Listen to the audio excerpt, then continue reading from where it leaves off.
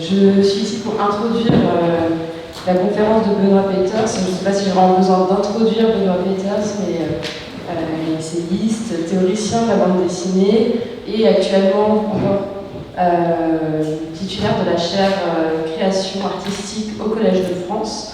Où il a effectué une série de cours qui, je pense, sont accessibles en ligne sur le site, il m'avait manqué. Aujourd'hui, il va nous parler de Hergé et l'art de la bande dessinée. Il va nous parler pendant environ 1 heure, et ensuite nous aurons le temps pour des questions si vous en avez, et je serai là pour modérer tout ça. Voilà. Donc je laisse tout de suite la parole à Benoît Peeters. Bonjour à toutes et tous. Voilà, nous avons un sérieux concurrent qui est le beau temps, magnifique, le soleil, mais c'est les heures les plus chaudes, donc vous êtes ici bien à l'abri pour entendre parler de Georges Remy, né à Bruxelles le 22 mai 1907, et de Hergé, né un beau jour de 1924 sur une page d'un carnet de croquis. Vous le savez, Georges Remy se cherchait une signature et a inversé son nom, son prénom, a tâtonné, a trouvé cette orthographe qui est connue comme son nom d'artiste, comme un label. Ce qui est tout à fait amusant, c'est que le jeune homme, adolescent, qui débutait en dessinant des petits journaux, voulait réserver son nom de Georges Remy pour le moment où il serait devenu un grand artiste, et que c'est finalement sous le nom d'Hergé qu'il est resté jusqu'au bout et que nous le connaissons. Donc nous le voyons ici, adolescent, à l'âge de 15 ans, au moment où le dessin, qui est sa passion depuis la plus petite enfance, commence à devenir une activité sérieuse dans le cadre du scoutisme.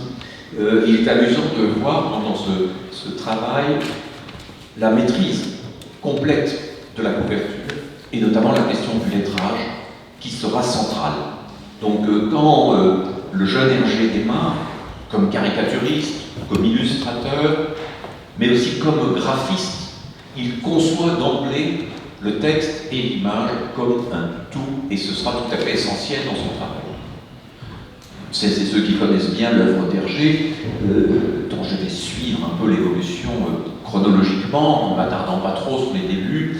Celles et ceux qui connaissent Georges Remy savent que c'est dans la revue Le Beau Scout belge qu'il a publié sa première bande dessinée, Les extraordinaires aventures de Totor, CP, chef de patrouille, des hannetons. C'est une histoire scout destinée à des scouts, et c'est un code qui est loin d'être encore la bande dessinée telle que nous la connaissons. C'est assez amusant de voir l'hybridité de ce premier système hergéen, les textes sous les images de format carré, exactement dans une formule à la Christophe, la famille Fenouillard, le sapeur Camembert, et en même temps le bandeau-titre qui nous annonce United Rovers présente un grand film comique, en se plaçant non pas sous le signe de la littérature, mais sous le signe du cinéma encore muet, en 1926, quand Hergé, à l'âge de 18 ans, commence les aventures de Totor. Hergé a été nourri dès sa toute petite enfance par le cinéma muet, particulièrement par le cinéma burlesque, et c'est ce modèle-là qu'il utilise. La bande dessinée existe depuis un bon moment, elle existe depuis les années 1830 grâce à Töpffer, un Suisse. Elle a traversé le 19e siècle avec Gustave Doré, Nadar et bien d'autres en France et dans d'autres pays. Elle est née une deuxième fois aux États-Unis vers la fin du 19e siècle, le début du 20e siècle. Mais de tout cela, Hergé n'a qu'une connaissance assez vague, et somme toute, c'est le cinéma qui l'inspire plus encore pour ce qui va devenir la bande dessinée et dont il va, en Belgique, puis dans le monde francophone, inventer un certain nombre de règles. Pour cela, un détour professionnel va être nécessaire. La famille d'Hergé est très modeste, et même si ses études secondaires se sont bien terminées, les parents l'enjoignent de trouver un métier très rapidement. Il va entrer, grâce au scoutisme, dans un journal très catholique et ultra-conservateur qui s'appelle Le XXe siècle, et dont nous voyons à gauche le patron, l'abbé Norbert Wallet, un des hommes qui va avoir une influence grandissante sur Hergé pendant un certain nombre d'années.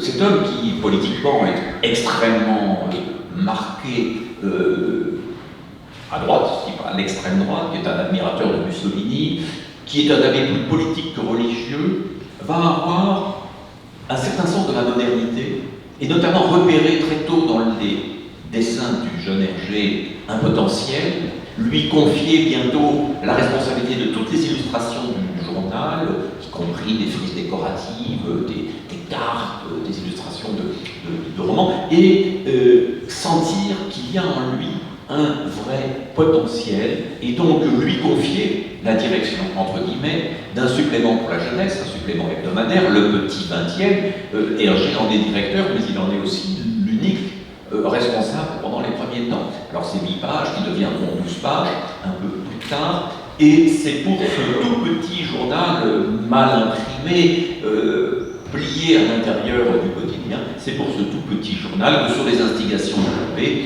Hergé crée le 10 janvier 1929 Tintin, première page, Tintin au pays des soviets, une maladresse insigne d'un contenu assez pauvre.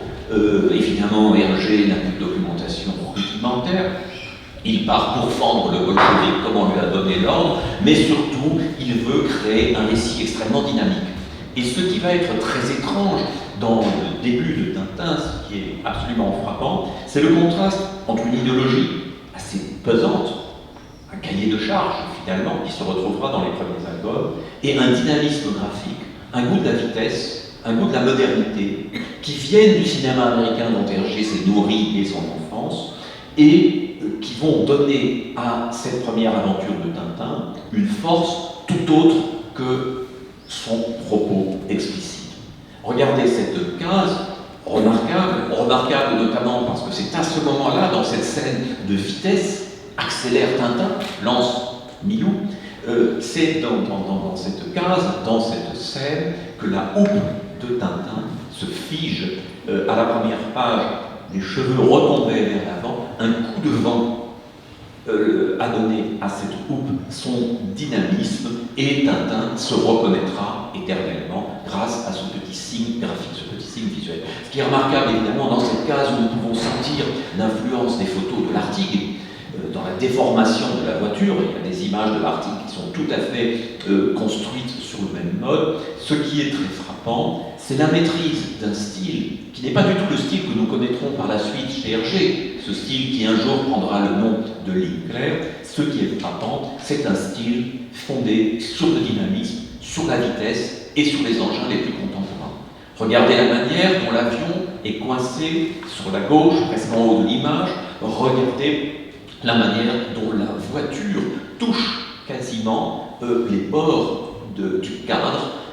Regardez évidemment ces lignes de vitesse, ces traits qui donnent pleinement son sens à cette formule qui résume Tintin au pays des soviets, Tintin au Congo et Tintin en Amérique.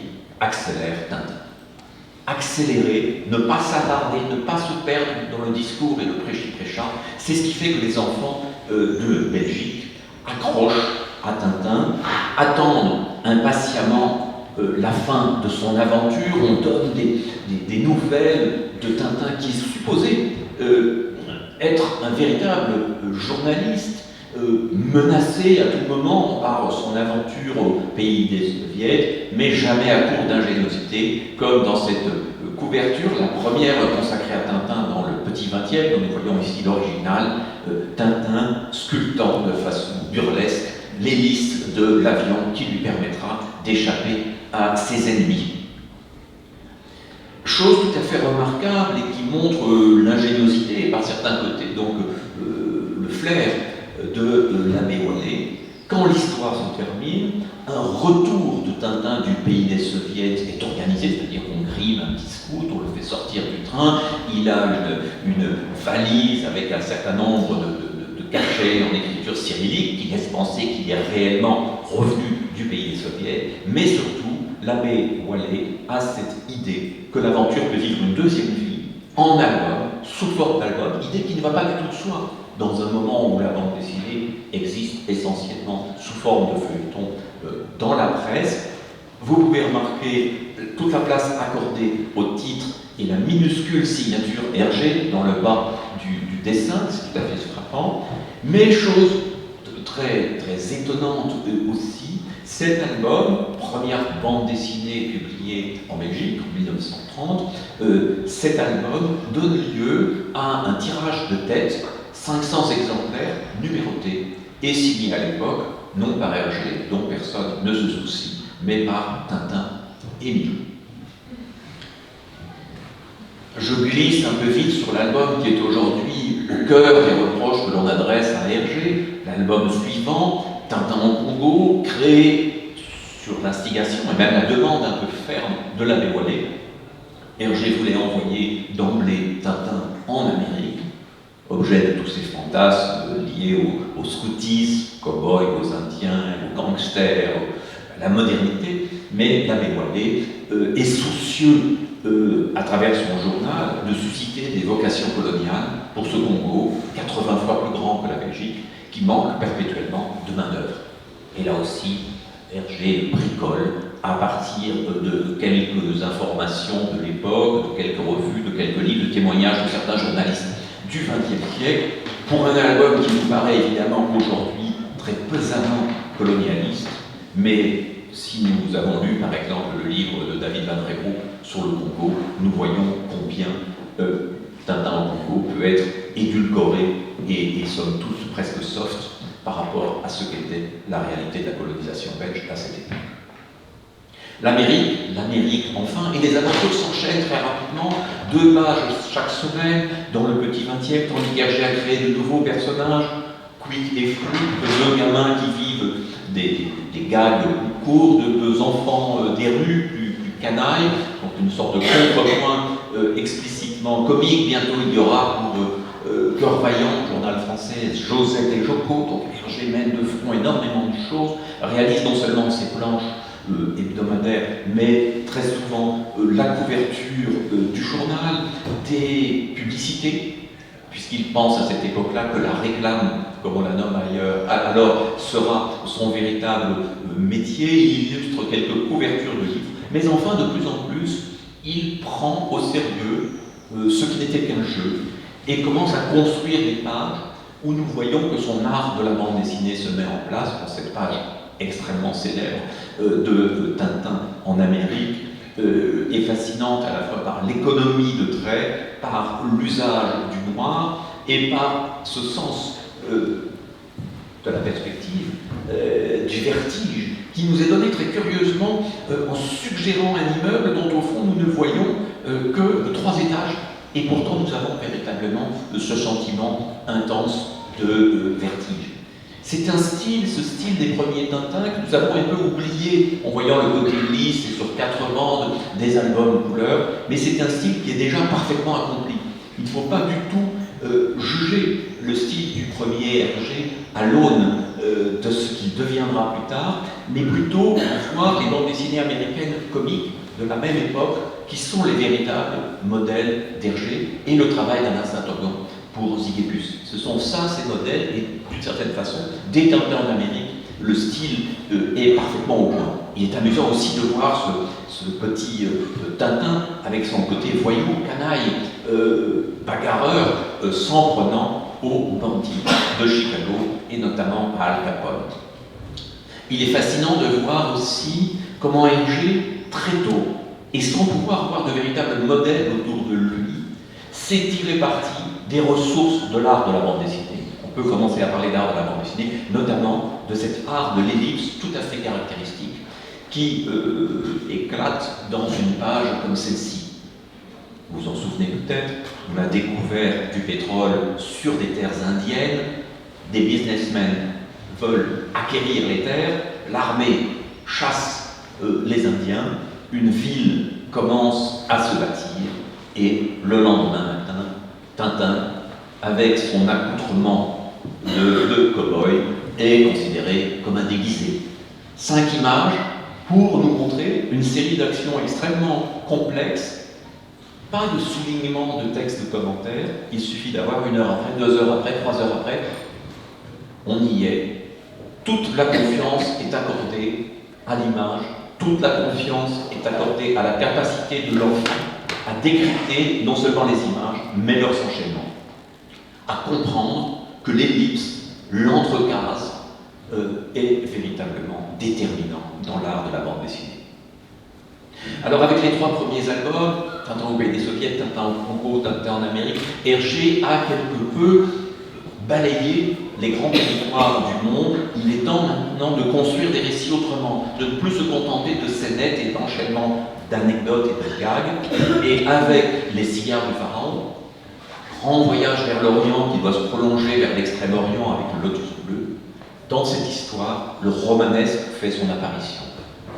D'emblée, dès le début des cigares du pharaon, on se met à courir autour d'un papier, un papier qui est bien plus qu'un papier, le papyrus du fameux pharaon Kiosque. Nous voici entraînés dans cette aventure. Non, ce n'est pas le vrai papyrus qui s'est envolé. Il n'empêche, l'histoire est en route. Cette histoire fait apparaître d'autres figures de Tintin, notamment un couple de détectives qu'on connaît alors sous les noms de X33 et X33 bis, qui deviendront bientôt les Dupont. Et puis, c'est l'onirisme qui arrive, ce sont des scènes effrayantes, l'enfouissement dans le tombeau, des séquences comme celle des serpents qui disparaîtront dans la version définitive de l'album. Hergé commence à sentir qu'un récit n'est pas qu'un feuilleton. Bien sûr, il est d'abord un feuilleton haletant, et d'ailleurs dans les pages du Petit 20e, des questions sont régulièrement posées au lecteur pour deviner la suite, pour anticiper ce qui va se passer, même s'il s'agit surtout, à travers ces questions, pour Hergé, de déjouer les interprétations trop faciles de l'intrigue. Tout cela est un jeu, mais un jeu qui requiert de plus en plus son art, son intelligence et son investissement de tous les instants. Ce qu'il pouvait faire autrefois la veille de la parution, à toute vitesse, commence à prendre beaucoup plus de temps, et lorsque nous le voyons dessiner la couverture des cigares du pharaon, la première édition des cigares du pharaon, nous le voyons, peut-être pour la première fois, se confronter à une tradition artistique, certes encore sur un mode ludique, décalé, mais enfin, il s'agit bel et bien de la rencontre de Tintin et de l'art égyptien. Et pourtant, c'est avec l'album suivant, le Lotus bleu, que le tournant décisif se produit. Tintin, qui a pris quelques semaines de repos, enfin qui a permis à Hergé de prendre quelques semaines de repos, tandis qu'il séjourne chez un Maharaja, annonce dans le Petit 20e, pour relancer la curiosité des lecteurs, puisque le Petit 20e n'est pas tout à fait ce qu'il doit être quand Tintin en est absent, il annonce que bientôt Tintin poursuivra sa route jusqu'en Extrême-Orient. Et là, l'épisode connu, Hergé reçoit une lettre d'un abbé, aumônier des étudiants chinois de l'université de Louvain, qui lui dit « Mes étudiants lisent passionnément Tintin, ils sont à la fois séduits et inquiets de l'idée que vous l'envoyez en Chine, ils ont peur de voir l'habituel catalogue de stéréotypes sur les Chinois aux longues nappes, les Chinoises aux petits pieds enfermés dans des souliers, les Chinois que vous aviez déjà représentés dans Tintin au pays des soviets. De grâce, lui écrit cet homme, de grâce, cher Hergé, documentez-vous. Hergé a commencé à documenter, il a rassemblé des publications diverses, quelques livres sur la Chine, mais il répond à cet homme, écoutez, je ne demande pas mieux, n'y aurait-il pas un de vos étudiants qui pourrait m'éclairer plus précisément sur ce peuple pour lequel je me sens une très grande sympathie. Et donc là, on est au début de l'aventure de ce Tintin qui est encore en Inde. C'est amusant parce que on a l'un des tout premiers crayonnés réalisés par Hergé. Généralement, on travaillait son ancrage sur la page crayonnée, puis faisait disparaître le crayon. Ici, on a une trace. Donc on voit que le dessin est encore très simple, très pur, et pourtant ce dessin va bientôt connaître un choc lors de la rencontre de Georges Remy et de Chang Chong-jen, un jour de 1934. Alors, Chang Chong-jen, jeune étudiant en peinture et en sculpture à l'école des Beaux-Arts à Bruxelles, frappe à la porte d'Hergé un dimanche, le 1er mai précisément. La sympathie est rapide entre eux, parce que c'est un étudiant en art et qu'il va apporter très vite à Hergé non seulement de la documentation sur la Chine, non seulement sur le conflit terrible que la Chine est en train de vivre avec le Japon et l'invasion de la Mandchourie qui concerne Chang au plus près parce qu'il se soucie de sa famille, mais Chang arrive avec des petits manuels de peinture chinoise et va proposer très vite à Hergé, qui en matière de dessin est un parfait autodidacte, va lui proposer de petits exercices pour dessiner à la chinoise. Nous voyons ici un de ces petits manuels, comment dessiner des feuilles de bambou. Les deux hommes vont préparer ensemble la future aventure chinoise, le lotus bleu, et Chang, dont les croquis se mêlent à ceux d'Hergé dans la documentation, Chang apprend à Hergé à singulariser, à typer des personnages loin des stéréotypes habituels. C'est la première fois qu'Hergé est confronté à une forme d'exigence documentaire et de responsabilité en même temps. C'est cela qui lui arrive, en même temps que les récits dramatiques, mais c'est parce que cela passe par le dessin que l'assimilation est aussi rapide et aussi forte. Je vous avais montré les premières pages du Lotus bleu, celle qui se passe encore en Inde, et vous voyez ici, dans cette page d'arrivée à Shanghai, l'énorme bond qualitatif qui a été fait par Hergé et la transformation profonde. Le dessin commence véritablement à se nourrir de détails, même si ces détails restent extrêmement choisis. Le trait s'allège et s'affine, et par exemple, toutes les inscriptions chinoises qui constellent le tout bleu, toutes ces inscriptions chinoises, tracées de la main de Chang, sont rigoureusement exactes et chargées de sens. Ce qui est très étonnant, puisque peut-être 30 ou 40 personnes parmi les lecteurs du XXe siècle étaient capables de déchiffrer ces inscriptions et de voir par exemple à la dernière case, à côté de la publicité sur l'extrême droite, acheter des ampoules Siemens, l'autre formule, boycotter les produits étrangers. Alors ce sont des messages plus ou moins subliminaux dont on ne sait d'ailleurs si Chang les a toujours expliqués à Hergé. Il se peut qu'Hergé ait communiqué un certain nombre d'informations dont il n'était pas à 100% conscience. Toujours est-il donc qu'à ce moment-là, pour Hergé, au milieu des années 30, et Hergé est encore un très jeune homme de 27 ans à peu près, dont les albums commencent à avoir un certain succès, même s'ils ne dépassent guère la Belgique. Les éditions Casterman ont pris en charge leurs éditions, mais n'en vendent que quelques centaines en France. Hergé prend conscience d'une forme de responsabilité, d'une intensité, comprend que la publicité ne sera pas son métier et que c'est bel et bien la bande dessinée qui le sera. Vous voyez ici, bon, c'est un extrait des originaux d'Hergé, légèrement bleuté, le bleuté indiquant les zones qui doivent être traitées en trame mécanique grise, donc en petits points gris, mais évidemment, quand on les voit comme cela, l'idée même de Lotus bleu prend un sens nouveau. Regardez la beauté de cette suggestion du paysage, de cette Chine, bien sûr faite d'inscriptions, mais aussi de cette présence de l'eau. Regardez ce petit Tintin qui désormais, avec son chapeau chinois, n'a plus l'arrogance du jeune occidental qu'il était. Il est quasi chinois, parmi les Chinois, intégré à un peuple et une histoire qui ne sont plus tout à fait celles d'un petit occidental arrogant. Cette page, l'une des plus belles de la version originale du Lotus bleu, a été souvent commentée. Alors, le premier commentaire qu'on peut faire, c'est que on voit très bien l'écho absolument direct du petit manuel de peinture chinoise transmis par Chang, comment dessiner les bambous. On les retrouve exactement et avec beaucoup d'habileté.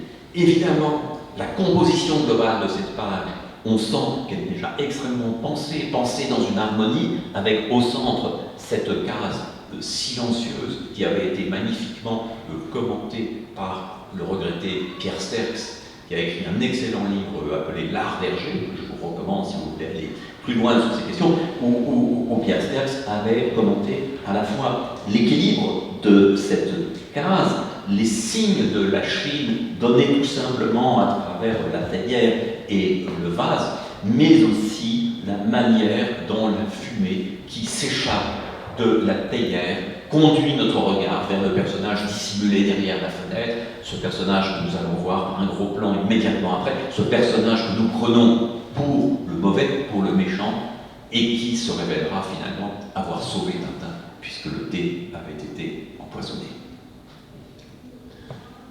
Autre page qui peut nous faire penser à Milton Caniff, qui peut nous faire penser à Hugo Pratt et Corto Maltese, cet usage extrêmement libre et fort des noirs, les noirs qui seront quasi bannis du dessin plus tardif d'Hergé lorsque la couleur sera venue. Ce premier Hergé nous propose, somme toute, avec les 124 planches du Lotus bleu, avec leur thème, avec leur ton de santé, ce qu'on appelle aujourd'hui un roman graphique.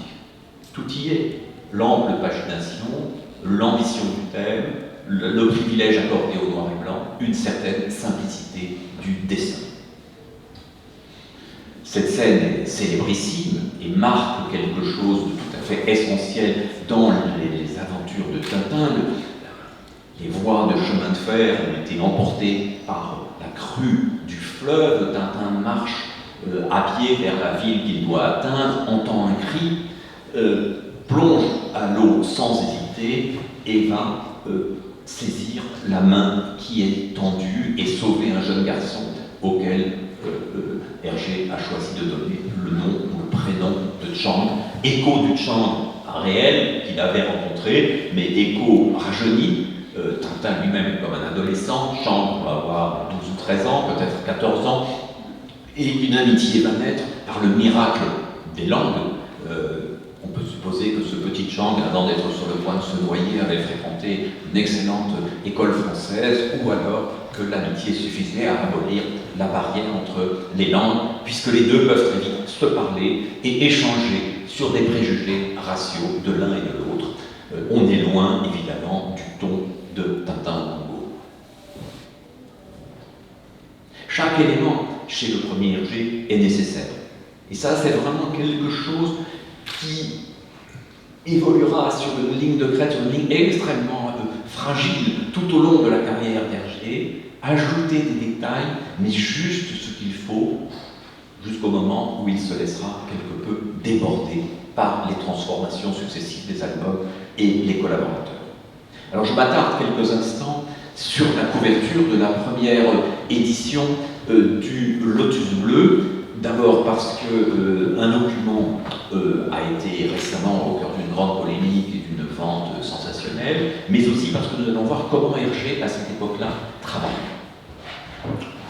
Dans un magazine de l'époque, il trouve cette image qui le frappe considérablement, donc écho d'un spectacle de ballet.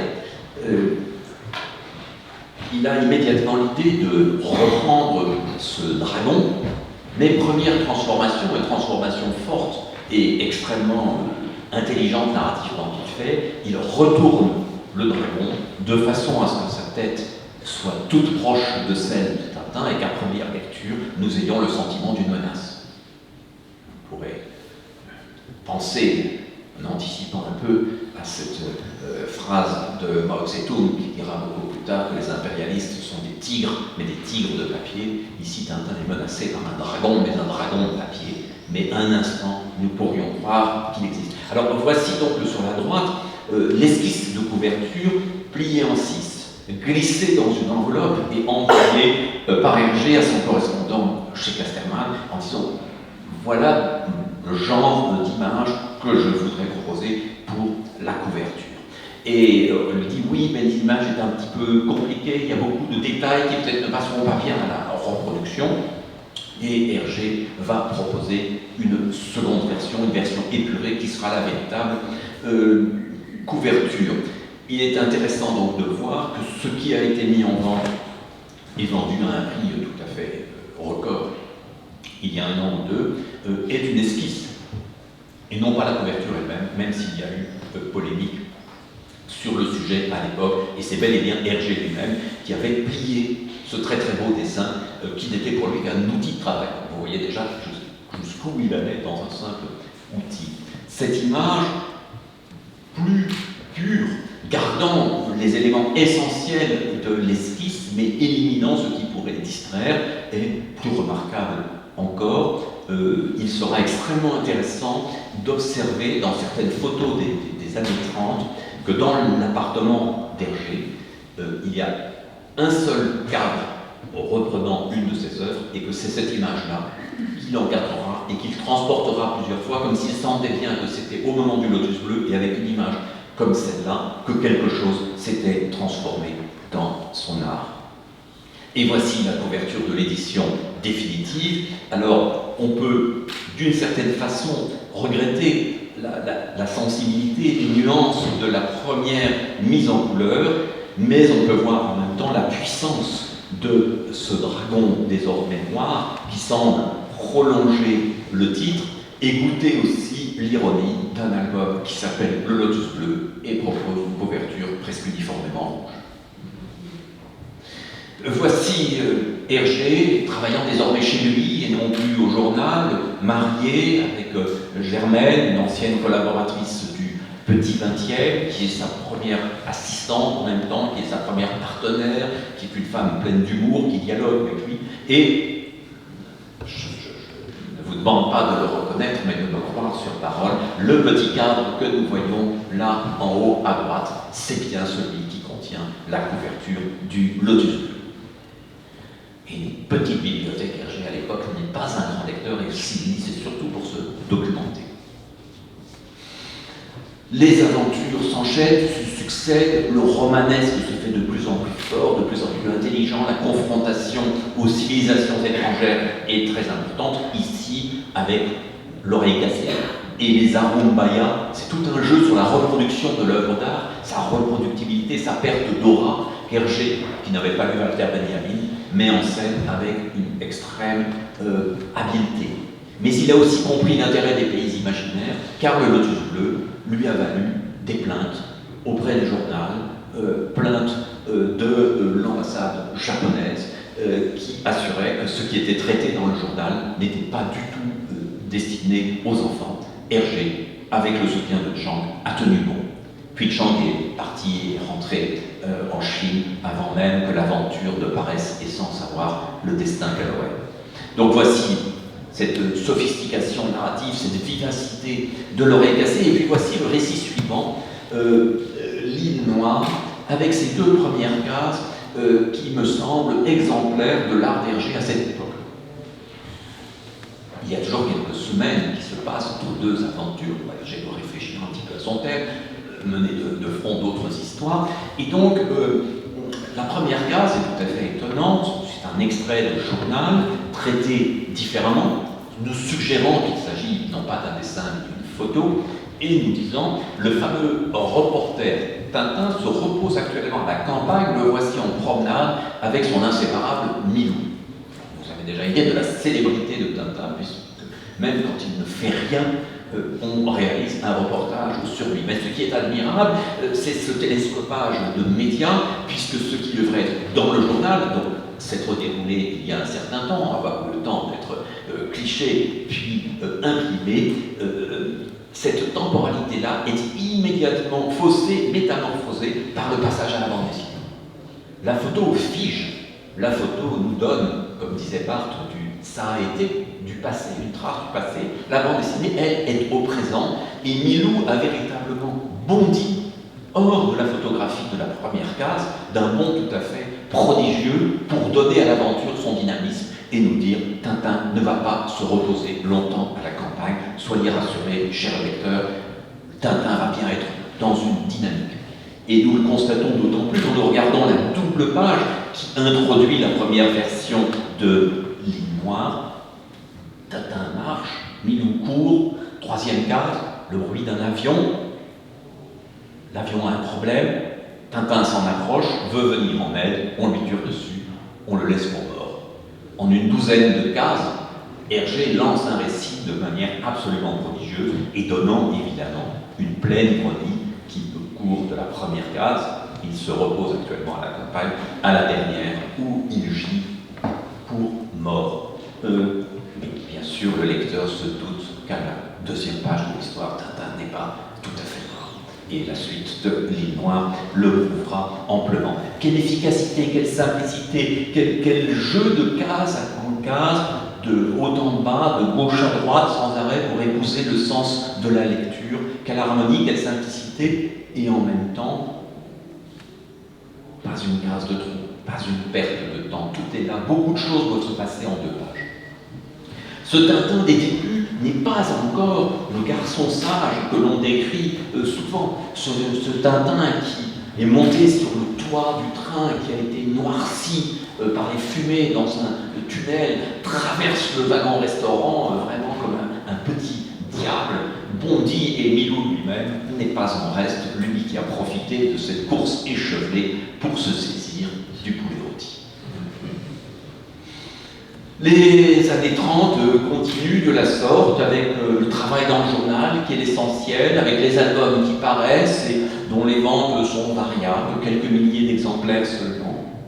Et puis arrive la guerre qui fait extrêmement peur à Hergé, lui qui, comme enfant, a connu les violences survenues à Bruxelles, a connu les bombardements, la peur, la faim, le froid, et qui espère jusqu'au bout et jusqu'à la folie que la guerre pourra être évitée, que la Belgique ne sera pas une fois encore champ de bataille.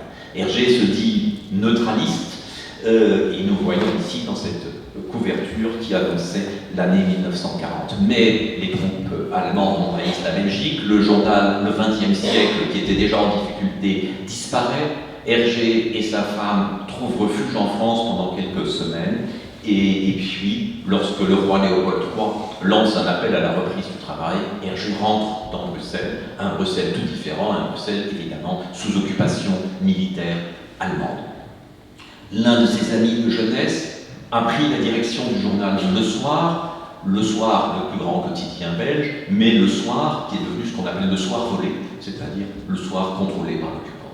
Et c'est là que Hergé va reprendre, prolonger les aventures de Tintin, comme si de rien n'était. Vous remarquez la similitude graphique entre le supplément Le Soir Jeunesse et le Petit 20e, véritablement la même organisation, et ce titre, tout trompeur, Tintin et Milou sont revenus, comme s'il y avait continuité absolue, comme si le lecteur du Petit 20e pouvait devenir, sans encombre, le lecteur du Soir Jeunesse. Alors, est-ce une prémonition, plus ou moins inconsciente, du mauvais pas dans lequel il s'est fourré? Hergé commence cette histoire, la première histoire qui paraît dans Le Soir en 1940, commence cette histoire dans les poubelles. Et c'est des poubelles que Milou extirpera une boîte de conserve qui se coince sur le museau, que Tintin jette, puis reprend une boîte de crabes parce que cette étiquette lui paraît suspecte et va le mettre sur la piste d'une aventure incroyable, le crabe au pince d'or. C'est surtout dans cette histoire que Tintin, limité dans ses voyages par la situation d'occupation, va faire une rencontre déterminante et que commence à se construire, à s'ébaucher la famille de papier constitutive des aventures de Tintin. Tintin était à peu près seul avec Milou, il y avait bien eu la Castafiore qui était apparue furtivement, il y avait les Dupont qu'on retrouvait de temps en temps, mais d'autres personnages étaient épisodiques. Cette rencontre de Tintin et du capitaine Haddock est absolument extraordinaire. Tintin commence par lancer une planche, se hisser, plusieurs planches pour se hisser dans une cabine, assommant ainsi celui qui deviendra son compagnon inséparable, mais qui pour l'instant n'est qu'un pitoyable alcoolique, berné par son équipage, que Tintin s'est très vite intégré, à ramener à l'aventure, en lui faisant reprendre conscience de son destin avec une simple phrase: « Que dirait votre vieille mère ?» Psychanalyse express, crise de larmes instantanée, promesse qu'il ne boira plus, et pourtant il faudra beaucoup de patience à Tintin, menacé constamment par les rechutes alcooliques du capitaine. Il faudra beaucoup de patience, beaucoup de compréhension pour croire que ce personnage peut devenir véritablement un compagnon, ce Haddock qui transformera, qui sublimera sa pulsion alcoolique en pulsion verbale, homme de l'oralité, donnant naissance dans cet album à ses premières insultes qui n'en sont pas, au verbe qui est au cœur de l'œuvre d'Hergé, autant que le dessin. Et très souvent, dans les meilleurs albums, lorsque nous reprenons l'ensemble des dialogues, nous pouvons être frappés par leur vivacité, leur qualité, leur absence de didactisme. Véritablement, nous ne sommes pas avec Hergé dans le commentaire, mais dans l'invention d'une forme spécifique. Remarquez ici, c'était une des cases dont Hergé disait qu'il était le plus fier, remarquez ici les mouvements enchaînés des personnages, c'est comme si nous avions un seul de ces personnages couché, en train de se redresser, se levant et courant. C'est une façon pour Hergé de synthétiser ce temps particulier de la case de bande dessinée, qui est loin de l'instantané photographique, ce temps particulier de la bande dessinée qui condense un mouvement, qui condense un instant révélateur. L'occupation coïncide avec plusieurs phénomènes pour Hergé. D'abord, l'extension de son public grâce à ce Soir volé, qui reste le quotidien belge le plus important, et le début de succès des albums, puisque les livres étrangers n'arrivent pas en Belgique sous l'occupation, mais du coup, crise de papier, les éditions Casterman ne parviennent pas à répondre à la demande. Et vont formuler une idée, une proposition à laquelle Hergé résistera d'abord et qui décidera du succès et de l'internationalisation de ces albums. Cette idée, c'est le passage à la couleur. On propose à Hergé une sorte d'échange. Jusqu'alors, le nombre de pages du Tintin était absolument libre, il pouvait faire 110, 120, 130 pages. Désormais, tous devront se couler dans le moule strict et étroit du 64 pages. 64 pages cartonnées couleur, 64 pages pourquoi? Parce que 4 cahiers de 16 pages. Imprimés sur la nouvelle machine dont Casterman vient de faire l'acquisition, une machine offset capable de bien reproduire les couleurs. Car il y avait eu de petites tentatives de mise en couleur ou en briquerie dans le Petit 20e ou dans Cœur Vaillant, mais c'était toujours assez désastreux.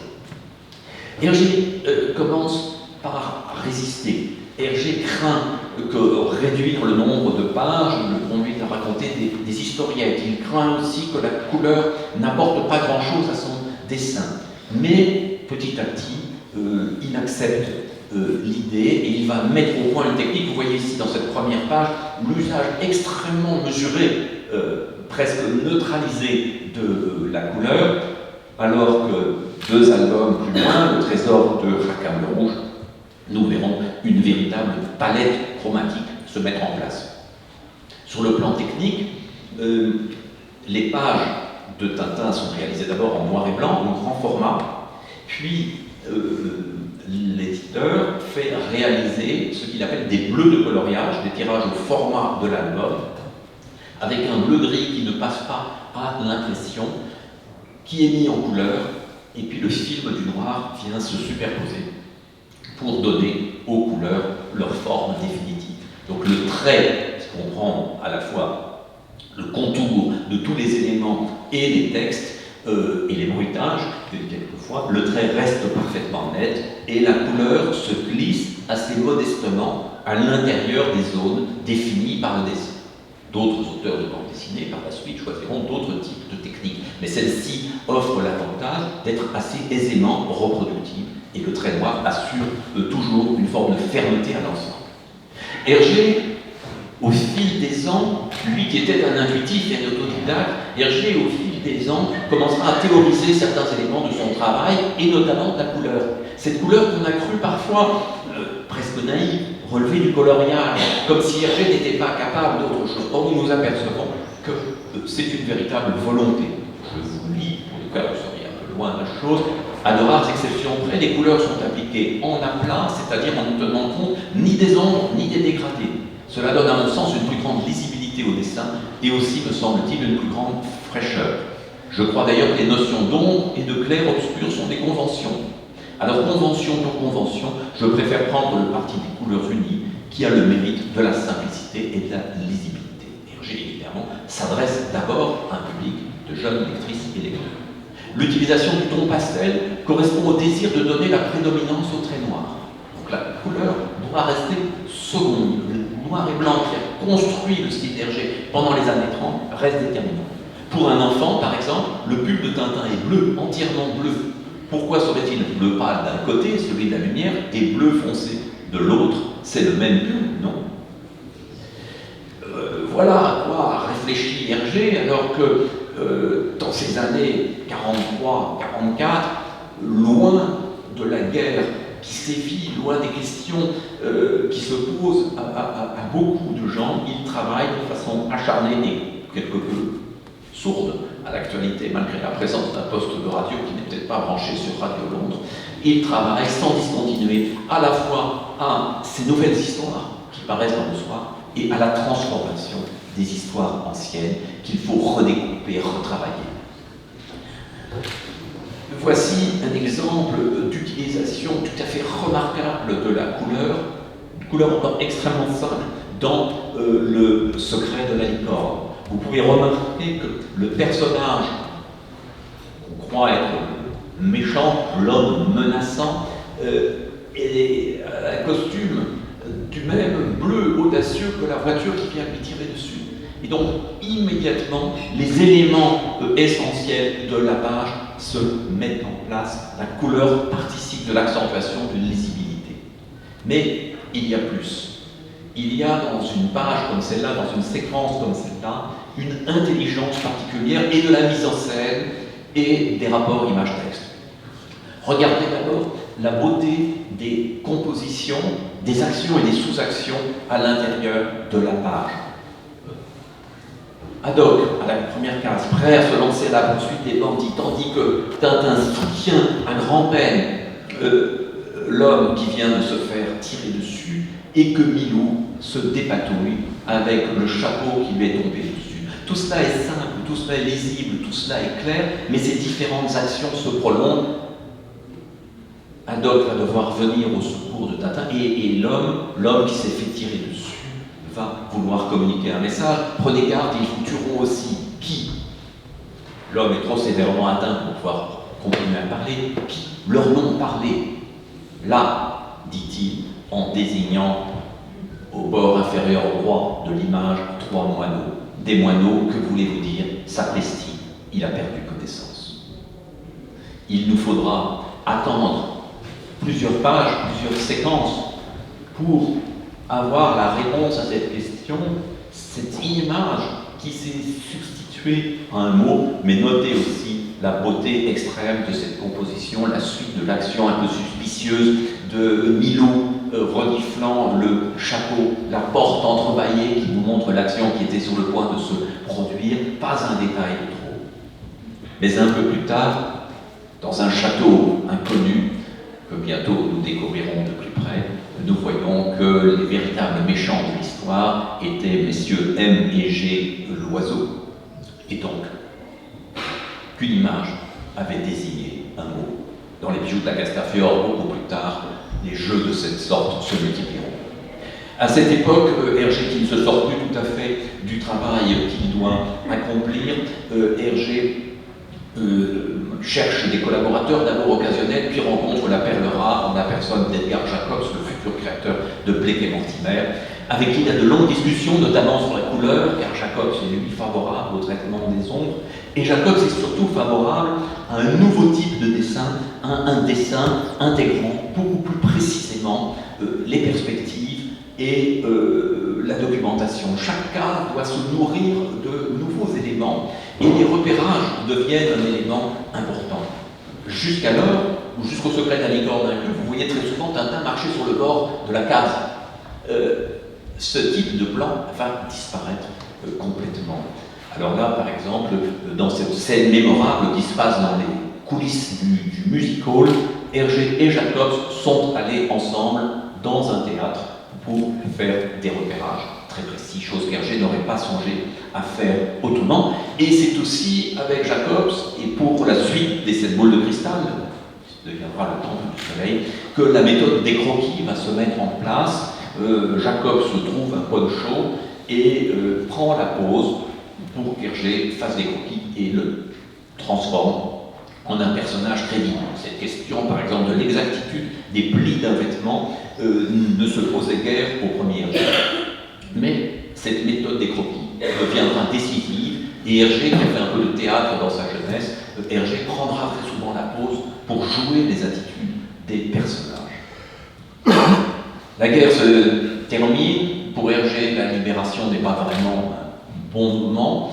Il est accusé d'avoir collaboré.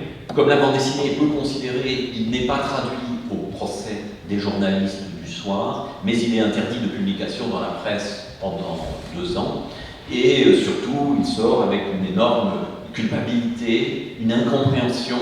Et cette période où il atteint la quarantaine, lui qui est né en 1907, aura donc 40 ans peu après la parution de l'hebdomadaire Tintin, lancé grâce à un ancien résistant qui lui parvient à obtenir une autorisation, alors que ce journal, d'abord en Belgique, puis bientôt en France, va connaître un succès conséquent, Hergé, lui, est fragilisé. Et alors qu'il a travaillé avec tant d'ardeur et tant d'énergie, d'une certaine façon, tant de naïveté pendant 15 ans, brusquement se pose des questions. C'est aussi, je ne vais pas détailler les éléments biographiques, mais c'est aussi le moment où sa mère, qui était probablement mélancolique, devient absolument folle et mourra, sans le reconnaître, dans un asile psychiatrique. C'est le moment où le frère d'Hergé, Paul, qui était militaire, qui a passé la guerre comme prisonnier, fait des reproches rudes à Hergé sur son attitude. C'est le moment où Hergé est épuisé de travail par tout ce qu'il a fait, de nouvelles histoires et remise à neuf des anciennes. C'est encore le moment où il comprend qu'il a été escroqué par l'agent auquel il avait confié ses intérêts depuis plusieurs années et qu'il a roulé dans la farine. Tous ces phénomènes vont faire que dans les années 40, alors que la pression qui pèse sur lui est énorme, qu'il doit notamment occuper la double page centrale du journal Tintin, renouer le fil de l'histoire interrompue 2 ans auparavant, mais travailler dans un format qui n'est pas du tout celui des albums, mais qui va donc lui demander un travail supplémentaire, et bien c'est à ce moment-là que Hergé commence à vaciller et à douter de lui-même, à douter même de la continuation des aventures de Tintin. Ici, vous allez remarquer quelque chose de sensationnel sur le plan de l'art de la bande dessinée. Voici donc l'organisation d'une séquence dans le journal Tintin, et voici l'irruption dans le fameux Temple du Soleil. Une case parmi d'autres, une case un peu écrasée, certes plus grande, mais tout de même une case qui peut-être ne donne pas tout le relief souhaité à l'action si importante, le basculement d'univers. Et voici maintenant la réorganisation de ce matériau dans l'album que nous connaissons, Le Temple du Soleil, avec une nouvelle organisation de la page et un dessin en haut à droite qui prend toute son ampleur. Alors je me souviens que lors de ma première rencontre avec Hergé en 1977, avec un peu peut-être d'insolence, de la pertinence, je lui disais, mais cet effet aurait été encore beaucoup plus fort s'il était survenu sur une page de gauche, s'il avait fallu tourner la page avant de découvrir cette grande case. Hergé en parlait, mais moi je n'avais pas mesuré l'ensemble des contraintes qui pesaient sur lui, et le fait qu'il était déjà extraordinaire d'avoir réélaboré à ce point ce matériau, non seulement une nouvelle mise en couleur, mais une nouvelle organisation des pages. Travailler, comme Hergé le fait désormais, sur 4 bandes, cela veut dire gérer un nombre d'images beaucoup plus grand et donc proposer de nouvelles modalités dans la lisibilité qui lui tient toujours à cœur. Ces années, cette fin des années 40, et nous retrouvons l'image inaugurale, sont donc une période extrêmement rude pour Hergé, où il va songer à arrêter la bande dessinée, disparaître plusieurs fois, être rappelé par Raymond Leblanc, le responsable du journal Tintin, qui dit « J'ai misé beaucoup sur vous, j'ai misé beaucoup d'argent, je vous ai sauvé des accusations de collaboration, maintenant vous me lâchez, mon journal va s'écrouler. » Les autres dessinateurs, comme Edgar Jacobs, qui lui écrivent des lettres, là où il s'est réfugié, à gauche, à droite, en Suisse souvent, pour des fugues, et bien reviens, tu as du personnel. C'est-à-dire, toute une architecture économique commence à reposer sur Hergé, lui qui, dans les années 30, était un parfait solitaire et ne dépendait que de lui-même. Et donc quand Hergé ramenait au journal, ramenait à sa table par les personnages son chat, sa chatte Taike sur l'épaule, puisque c'était plutôt un passionné de chat que de chien, lorsqu'il se représente dans cet autoportrait, il faut y voir beaucoup plus que l'humour d'Hergé, il faut y voir une mise en scène d'une véritable difficulté. Le naturel du travail s'est perdu. Cela ne veut pas dire que l'énergie ne sera plus là, simplement il va falloir pour chaque nouvel album se mobiliser, trouver un nouveau défi, trouver de nouveaux enjeux, trouver une équipe. Alors, il va y avoir cette grande aventure lunaire d'abord sur base d'un scénario qu'on lui a donné, mais ce scénario, il y renonce et il se lance lui-même, seul, dans ce projet, avec une ambition particulièrement forte, battre Jacobs sur son propre terrain. Jacobs, avec Le secret de l'Espadon, a donné un récit plus adulte, évoquant une troisième guerre mondiale. Hergé va traiter l'aventure lunaire avec un réalisme incroyable, à une époque où la NASA n'existait pas. Hergé va faire construire, d'après ses rencontres avec un scientifique, d'après ses lectures, va faire construire une petite maquette de la fusée entièrement démontable et la photographier. Hergé s'entoure d'un certain nombre de collaborateurs et vous voyez ici la précision, une précision jusque-là inconnue pour dessiner cette station lunaire en site David. Dans cet album, Objectif Lune et On a marché sur la Lune, par-delà la prouesse technique, on a véritablement cet échappatoire donné à Hergé par l'ambition du projet lunaire. On a ces rondes nuits qui vont occuper l'album. Et nous avons là aussi cette envie de donner une dimension épique à l'histoire. Voici à gauche la page du journal Tintin avec l'arrivée sur la Lune, et à droite la manière dont cette page a été repensée, redessinée pour donner le caractère extraordinaire de l'aventure, avec une phrase qui n'est pas loin de celle que prononcera Armstrong. Ça y est, je vais pas mettre mes lunettes, pardon. Ça y est, j'ai fait quelques pas, pour la première fois sans doute dans l'histoire de l'humanité, on a marché sur la Lune, avec ce on qui nous entraîne bien plus loin que l'idée de Tintin, ou de Atom, ou de Tournesol ayant marché sur la Lune. Alors il y a désormais, j'accélère un peu, une équipe autour de lui, des coloristes, des dessinateurs, des accessoiristes, le père d'Hergé qui s'occupe de la documentation. Il y a un dessin qui commence à se diviser quelque peu, car Hergé confie les tâches les plus techniques, les costumes, les détails à ses collaborateurs, alors que jusqu'aux années 40, tout était fait de la même main. Voici qu'apparaissent des scènes, que l'on pourrait dire bruegeliennes, nourries de détails, mais qui peut-être nous éloignent, même si elles sont extrêmement drôles et réussies, nous éloignent de quelque chose qui était au cœur de l'art Hergé, qui était l'unité profonde de tous les éléments. En même temps, c'est le moment où s'invente encore, case après case, fragment par fragment, des gags inoubliables qui tiennent à la nature même de la bande dessinée. Non pas une image qui exprimerait quelque chose, mais une succession de cases minuscules qui, ensemble, nous racontent véritablement une aventure. Cette fin des années 50, traversée par une nouvelle crise, par Hergé qui se sépare de sa première femme, qui a de nouveau une atteinte dépressive, qui a de nouveau des doutes, c'est en même temps le moment où la gloire arrive, premier livre sur Hergé aux éditions Gallimard, couverture de Paris Match à l'occasion de l'exposition universelle de Bruxelles, là où, au sommet de l'immeuble des éditions du Lombard, la silhouette de Tintin et de Milou tourne. Nouveau défi avec Tintin au Tibet, envie d'épurer, d'aller plus loin encore, recherche à travers peut-être les neiges du Tibet d'une nouvelle technique. Je ne vais pas lire cette citation car je suis en retard, mais je m'en voudrais de ne pas évoquer cet exemple extraordinaire, l'un des plus beaux, de l'ellipse hergéenne, le bas de la page, le moment où les personnages risquent de manquer l'avion, le pauvre aveugle qui a un moucheron dans l'œil s'élance sur une passerelle, encore heureux que j'y vois assez pour ne pas rater une marche. Halte capitaine, pas là, ici l'autre passerelle, et puis on le retrouve dans l'avion en train de se faire soigner La case de la chute, cette case prévisible et essentielle, a été supprimée. Mais ce qui est magnifique, et ce qui m'a tellement fait plaisir après avoir analysé cette séquence, c'est de découvrir à l'exposition Hergé du Grand Palais le crayonné de la page, où nous voyons qu'Hergé, malgré toute son expérience, avait dessiné la chute du capitaine avant de finalement la supprimer. Donc un art de la bande dessinée qui repose sans arrêt sur de nouvelles trouvailles, de nouvelles audaces, une manière autre d'organiser, de combiner la page, une manière quelquefois de nous faire rêver sur un panorama aussi immense qu'impossible.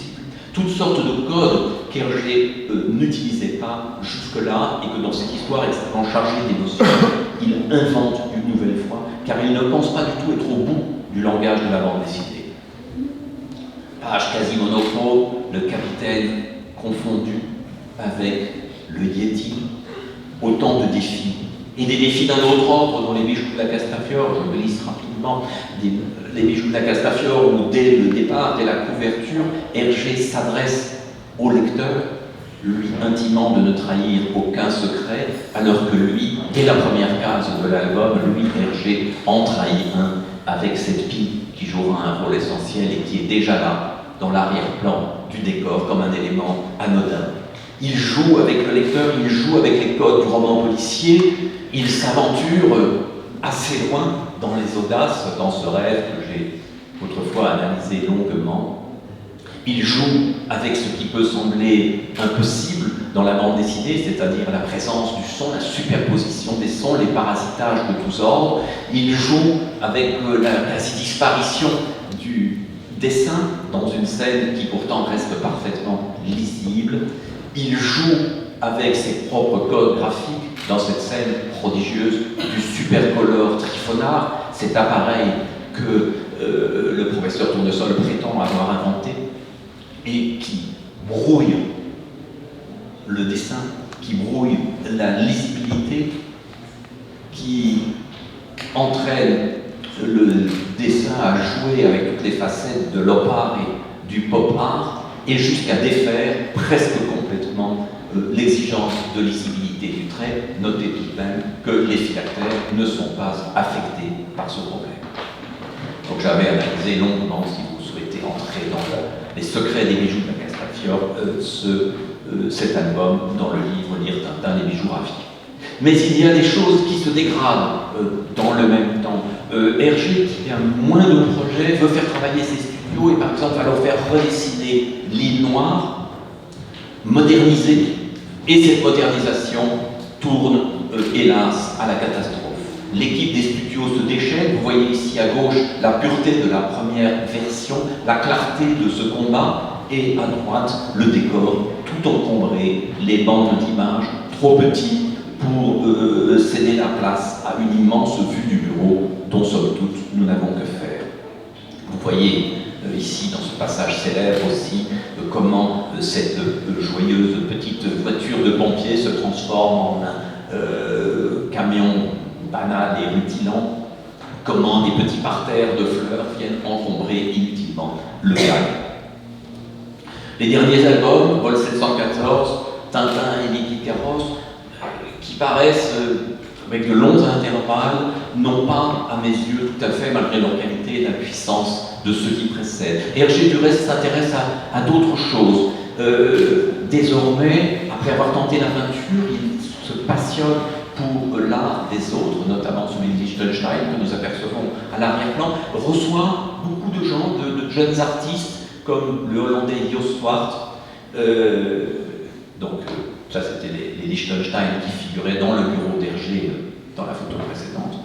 Et Joost Swart est celui qui, pour une exposition à Rotterdam en 1977, invente le concept de klare lijn, de ligne claire, qui connaîtra une fortune critique et artistique considérable et qui vient, somme toute, théoriser, en croisant le travail d'Hergé avec des éléments venus des avant-gardes et de la modernité, théoriser ce qu'Hergé avait pratiqué innocemment.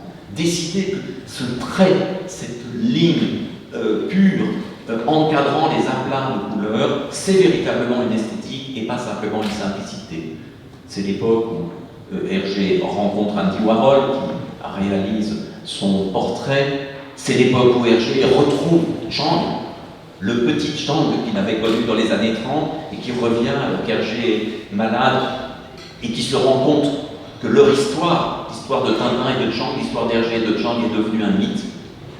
C'est la mort d'Hergé le 3 mars 1983 et une sorte de réconciliation autour de lui, emblématisée par ce numéro de Libération, Libération qui, comme la presse de gauche, n'avait pas toujours été d'accord avec Tintin et qui tout d'un coup, par ce numéro entièrement illustré de vignettes extraites des aventures de Tintin, vient dire l'importance que Tintin a eue pour beaucoup de journalistes. C'est Tintin et l'Alphard, cette dernière aventure ébauchée par Hergé où il aurait voulu faire entrer sa passion tardive pour l'art moderne, dont il ne nous reste que des esquisses qui ont été publiées après coup pour parachever le mythe, qui sont restés comme l'album inachevé et inachevable, Tintin menacé d'être transformé en une compression de César, une compression à la César. Et nous voyons cette dernière page extrêmement émouvante où les lignes du découpage sont déjà tracées, mais où rien ne survient. Tintin est menacé de finir sa carrière dans un musée, sous forme d'une œuvre d'art. Et c'est d'une certaine façon une prémonition de quelque chose qui arrivera, qui est une reconnaissance ambiguë pour celui qui était le mouvement même, celui qui accélérait, celui qui se déchaînait, celui qui par certains côtés jouait avec le grand art et s'en moquait pour inventer un nouvel art. Ce n'est pas le musée Tintin, c'est le musée Hergé qui se trouve aujourd'hui à Louvain-la-Neuve, à une trentaine de kilomètres de Bruxelles. Et c'est l'image conclusive de cette conférence, déjà un peu longue, pardonnez-moi, mais je crois qu'il nous reste quelques minutes pour des